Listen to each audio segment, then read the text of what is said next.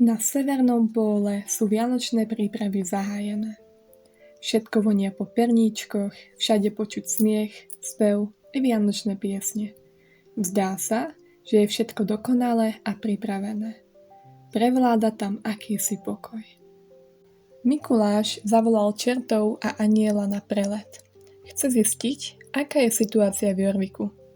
Elf mu prichystal soby a vzlietli. Ako leteli po Jorviku, videli, že pomaly každý zdobí svoje domy, pečie koláče a deti si čistia čižmičky.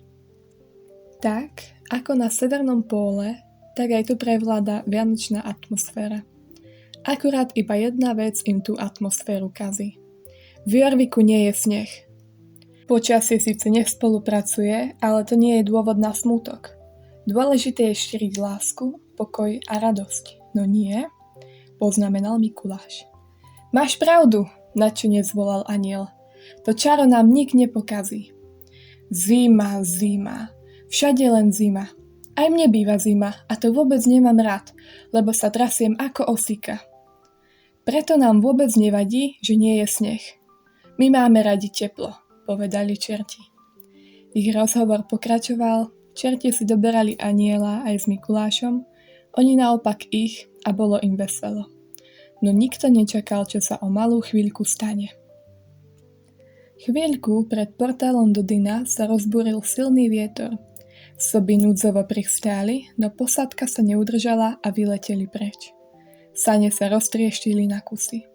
Nastalo akési zvláštne ticho a tma. Po chvíľke sa Mikuláš s čertami prebral, no nikde nevideli anjela. Kde asi môže byť? Opýtal sa ustrachane Mikuláš. Čerti sa tiež zľakli. Poďme ho hľadať, čo ak sa mu niečo stalo? To je strašné.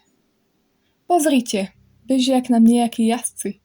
Skúsme sa ich opýtať o pomoc. Prišla nám táto správa, tak sme hneď bežali a našli vás. Za dedinou tichou, kde jazero hrá, cesta sa do hôr potichu dá.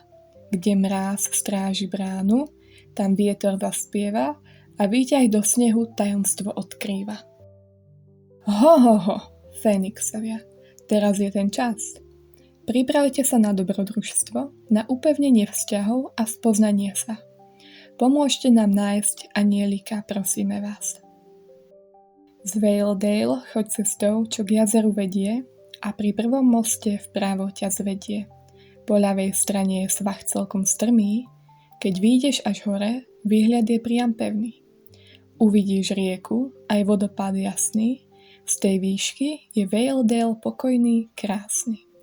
Ten kopček nad cestou, čo jazero stráži, je miesto, kde stopa ťa k pokladu zváži. Tak, našli sme ho, žiješ. To sme šťastní. Úplne mi kameň zo srdca spadol. Veľmi vám ďakujeme. Ho, ho, ho, pozrite sa lepšie. Tu je aj časť našich saní. Čiže keď ich nájdeme všetky, postavíme ich a otvoríme vianočnú dedinku? Malo by to tak byť.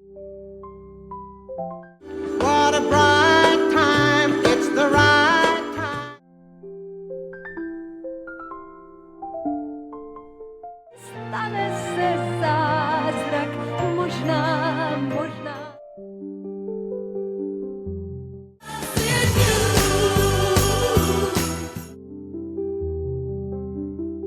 But if you really hold me tight,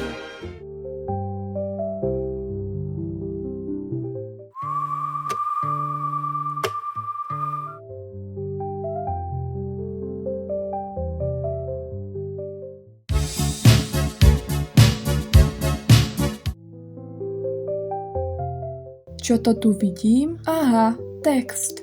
Poďme sa vydať za tým, čo hovorí. V lese tmavom stopy vedú, vlci tam len ticho striehnú. Na mesiac tam večer vyjú, ak ich brlohu ťa volajú. To, čo hľadáš, nájdeš skryté, pod kameňmi striehnuté.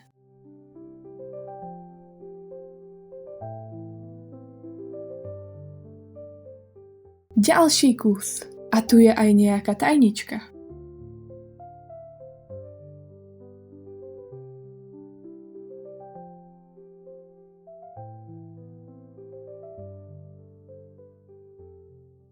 To miesto, ktoré nám vyšlo v tajničke, je asi ďalšou nápovedou, kde môžu byť naše sane. Nestrácajme čas a poďme tam. Tak, sme tu. Obzrite sa po okolí, či tu nie je kus našich saní. Našiel som, ozval sa šťastný čert.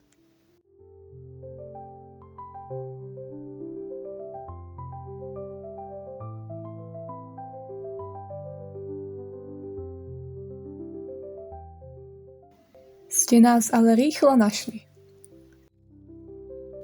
Pozrite, tu je opäť nejaký text. Kde kone sa pasú v tichom sade a ráno šepká tráva v zelenej rade. Za kopcom väža stará tajomstva stráži. Dobrodružstvo volá každého, kto sa na tomto mieste pri farme zjaví.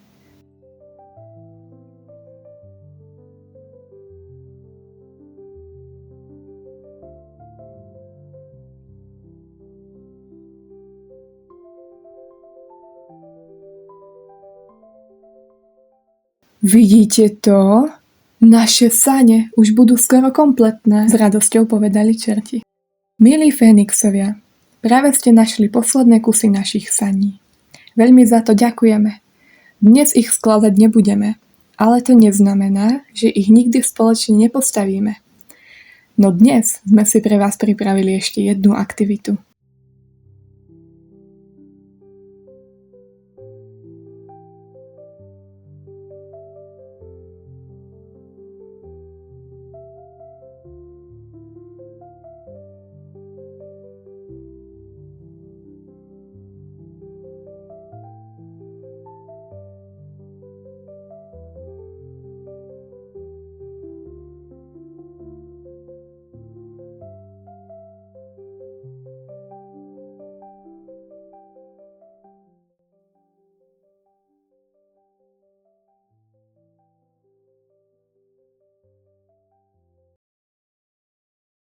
Ešte raz sa vám chceme poďakovať. Už teraz sa tešíme na ďalšie stretnutie s vami. Cítim, že príde naozaj čoskoro.